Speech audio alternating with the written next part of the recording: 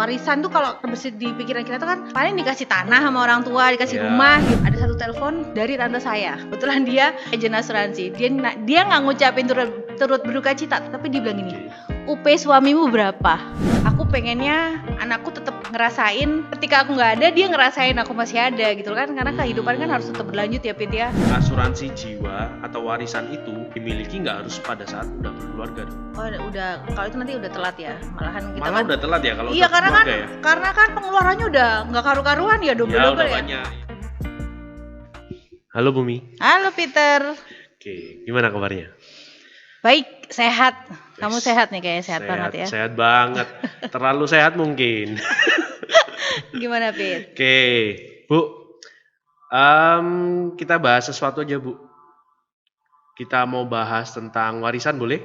Boleh dong. Nah, gimana nih kalau menurut Bu Mia warisan itu seperti apa, dan pada saat sekarang ini apa yang jadi mindset orang luar atau Bu Mia sendiri tentang warisan?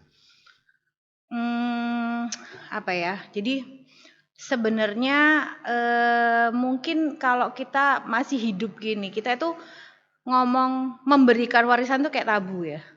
Mau ngasih warisan tuh kayak tabu gitu. Okay. Tapi ketika suatu saat nanti gitu ya, itu terjadi sama kita. Itu kita kayak aduh itu penting banget ternyata. Aku soalnya punya pengalaman Pit. Jadi mungkin tanpa kita sadari ya, sebenarnya kalau kita ini kita nggak bicara asuransi dulu ya. Oke. Mungkin kalau warisan tuh kan ada macam-macam, ada yang liquid, ada yang mungkin bentuknya aset gitu ya. Tapi kalau berhubungan dengan yang asuransi itu kan kita udah pastikan itu kan liquid. Kalau ini secara dulu mungkin masih usia belasan tahun gitu ya, 20-an lah, mungkin aku nggak mikir lah. Warisan tuh kalau terbesit di pikiran kita tuh kan paling dikasih tanah sama orang tua, dikasih rumah gitu ya. Nah, suatu saat nih Pit, ada sesuatu terjadi dengan saya. Jadi masih di usia muda gitu kan, saya masih di usia muda, saya menikah muda gitu. Terus suami saya meninggal, ya. Wah, telepon masuk tuh berduka cita, terus iya gitu. Itu membuat ya memang kalau ya apa ya, suatu saat kan mungkin maaf Peter mengalami juga ya. Ada orang mengucapkan turut berduka cita tuh rasanya kayak nyesek ya. Tapi ada satu telepon. Waktu itu saya lagi perjalanan menuju rumah duka gitu ya. Ada satu telepon dari tante saya. Kebetulan dia agen asuransi. Dia nggak ngucapin turut berduka cita, tapi dia bilang gini, UP suamimu berapa? Waduh, UP itu apa? Warisan yang kamu punya asuransi nggak? Itu berapa? Nggak punya. Terus ya udah nanti ngobrol ya. Terus udah kan, bagi saya itu adalah telepon yang paling nampar. Paling menampar tuh buat saya. Terus akhirnya kan ketemu, akhirnya dia ngomong, kamu tuh harus punya. Jadi kalau misalnya belum punya anak pun kamu harus punya gitu kan. Nah, setelah itu gitu, saya baru menyadari bahwa itu ternyata itu penting ya. Ternyata UP, uang pertanggungan atau warisan kita di dalam kalau kita mau nabung di asuransi itu penting banget UP gitu. Sedikit aja.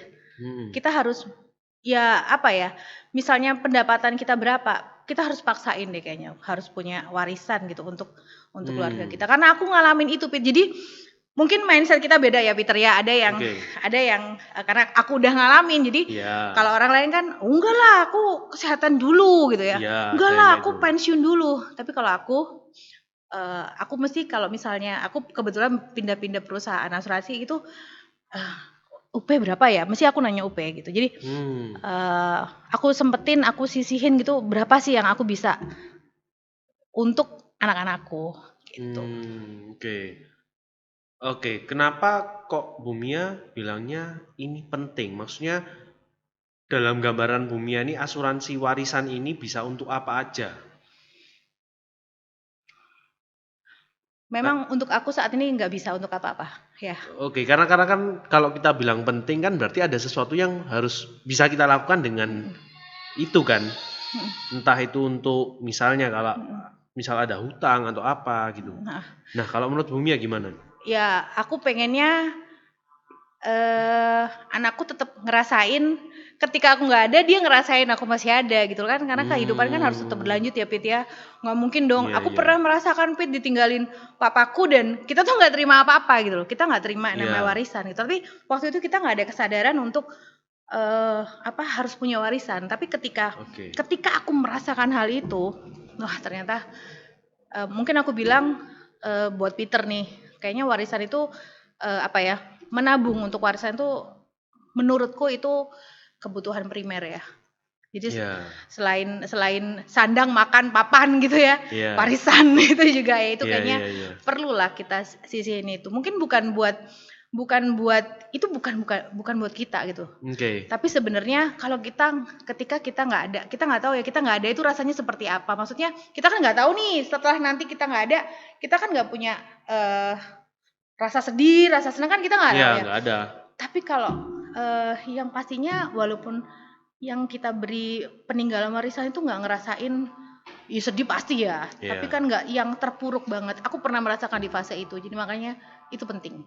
Iya. Setuju sih Bu. Karena kalau ditinggal itu udah pasti sedih. Iya, pasti sedih. Tapi kalau ditinggal nggak ada apa-apanya, Waduh. lebih sedih lagi. Jadi ibarat kalau ditinggal udah sedih, tapi kalau dapat warisan, ya masih ada nafas leganya mungkin ya. Bener. Jadi cairnya 1 M, oke lah, nggak apa-apa. Ya udah memang kayak gini, kayak gitu. Tapi kalau udah ditinggal, tapi ternyata ada warisan hutang, Aduh, itu tambah gimana ya? Iya. Kalau bicara soal sandang pangan papannya itu sebenarnya aku juga setuju sih Bu. Mungkin sandang pangan papan kita terpenuhi, tapi dengan asuransi kan sandang pangan papannya generasi penerus kita itu bisa kita penuhi. Betul. Jadi keberlanjutan gitu ya Bu. Iya. Ya kita kan cuman nyisihin dikit kan. Aku juga nggak memaksakan yang gede banget gitu loh, Pit. Berapa ya? Kemampuanku berapa ya? Tapi ketika aku ada uang lebih, berapa ya? Jadi dikit-dikit Iya. aja dulu gitu. Tapi Iya. yang pasti harus ada gitu loh. Jangan sampai bener-bener nggak ada sama sekali. Jangan sampai punya impian muluk-muluk itu punya di luar kemampuan kita, tapi kita nggak bisa bayar Iya. kelanjutannya. Punya dikit aja, tapi banyak gitu. Beberapa lah ya. Kalau menurut Bu Mia berapa nih?